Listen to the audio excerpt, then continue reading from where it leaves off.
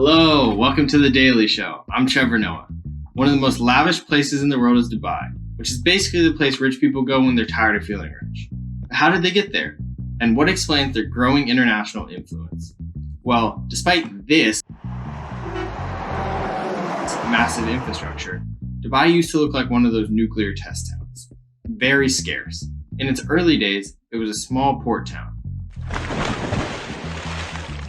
People would come in and out to refuel or spend a night. But then one day, in the mid-1960s, they found oil. And to a small Middle Eastern economy in the 60s, finding oil was almost as big as finding the Holy Grail. But here's where they differ from their contemporaries. Dubai knew that their oil resources weren't as vast as other countries. And instead of piling all their money into some get-rich-fast scheme, they decided to play the long game. They began investing in expansion. They already had the infrastructure set up for a quick temporary stay, so logically, they moved into tourism. They poured all their money into creating an oasis in the middle of the desert, surrounded by nothing. But hey, I'm not judging. Well, maybe a little. The original ruling family decided to make Dubai into their own little mom and pop shop, except with golden toilets and billion-dollar buildings. They joined the UAE in the 70s and then created Dubai Inc., which is owned in majority by the royal family. They own construction companies, marketing companies, and have their fingers dipped into a few other industries. Talk about a family business. They now lean on the infrastructure they developed and have millions of tourists per year. Let's get a closer look, shall we?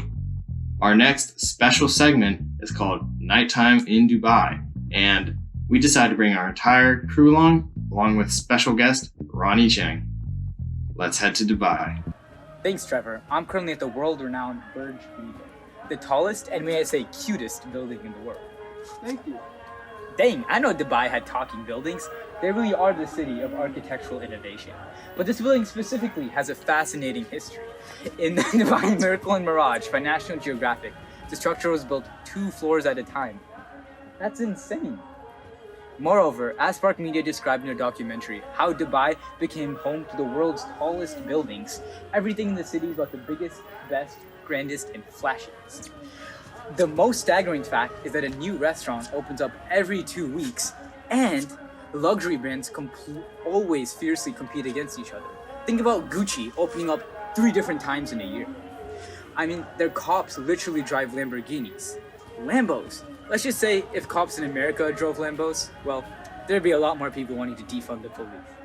Anyways, I'm gonna go eat some chocolate-covered gold. And I said that right, chocolate-covered gold. Dubai, baby! Woo!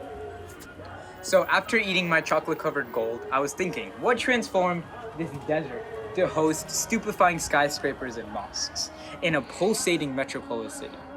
Though the culture of architects always trying to one-up each other contributed to the development of these beautiful buildings, as Trevor said it best, it all started with oil.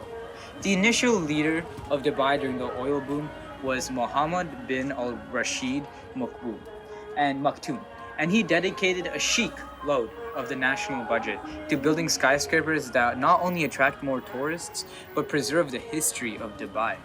All buildings have motifs that represent the avant-garde ideals of this new Dubai, and leaders love this. They show off the city like it's a prize dog. The world tennis player Roger Federer came and played tennis on top of the buildings. That's crazy. Let's see if I can find a tourist here to interview. Hey, you. So, what attracted you to Dubai? Are you a tourist? Yeah, I'm a tourist. I guess the tall buildings. Did you know that your life is worth less than one dinner at Dubai? Oh, as you can see, the tourists love it here in Dubai. But as Trevor was saying, the rise of the economy contributed directly to the development of architecture in this city.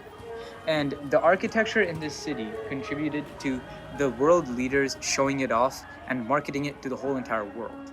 So the rise of the economy that Trevor was talking about directly contributed to the development of architecture in Dubai, which leaders marketed to the world. And this perceived idea of luxury allowed the city's industry, the tourism industry, to grow tenfold and helped Dubai become one of the only cities in the UAE to be oil independent. That's crazy and that's wonderful. Well, now I'm gonna take my Lamborghini, painted as a 2012 Toyota Corolla, back to the Burj Al, the first 7-star hotel in the world.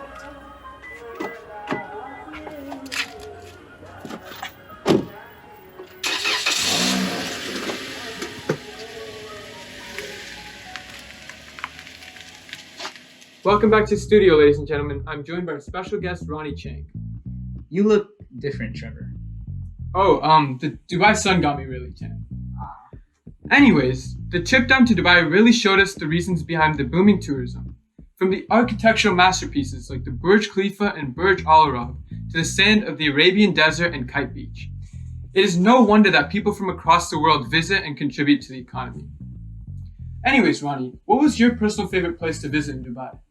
That's a hard one. There's a lot. I'd probably say it's the Burj Al Arab. The toilet paper was heaven. No wonder Dubai's tourism is popping. The contribution of tourism to the overall Dubai economy and GDP increased by 138% from 2007 to 2017, with tourism contributing to about 46% of the GDP and approximately $41 billion. To put that in perspective, Ronnie, McDonald's annual revenue is only approximately $20 billion. So that's too many numbers. Let me put this in perspective. Even with Donald Trump ordering 300 Big Macs to the White House during the government shutdown, it's this number? Yeah, Ronnie, even with our former president's addiction to McDonald's, it still makes less than half the amount Dubai makes through tourism. Tourism in Dubai also provides a stable source of jobs, as in 2017, 48% of the employment was from the tourism sector. Dubai is also one of the most highly regarded vacation spots in the world. MasterCard has Dubai ranked in the top 5 most visited cities in the world, behind Paris, Bangkok, and London. MasterCard does always say, the Dubai Association Center hosted the inaugural Dubai Association. That was a joint initiative of the Commerce, Marketing, and Tourism Chambers. These conferences provide opportunities for large companies and businesses to establish themselves in the city, helping improve the Dubai economy, while also bringing in more visitors. Some of the world's wealthiest people, including Rohan Koyar, the marketing director of Lugs Habits International Realty, have decided to quietly move to Dubai. Koyar even stated to the media that crime rates in LA have risen since the start of the pandemic, making Dubai feel safer for him and his family. It really says a lot about Dubai that Koyar feels safer in the smack center of the Middle East than in his home country of the US. Dubai is also expanding worldwide, owning 20% of NASDAQ, 30% of London, and even some of Las Vegas. So next time you lose a poker hand, ladies and gentlemen, in Vegas, remember that part of that is going to Mohammed bin Rashid Al Maktoum. Let's go back to the liquid gold Ronnie was talking about, oil. In Dubai, this resource completely ran out in 2015, so they had to rely 100% on other resources. So they have now learned from that and designed their economy to run on tourism. Moreover, they understand that other UAE and Middle East states need to change their economy. 30 years ago, the rest of the UAE was 100% reliant on oil, but now it contributes to just 30% of the economy. This is a testament to the networking efforts of Dubai.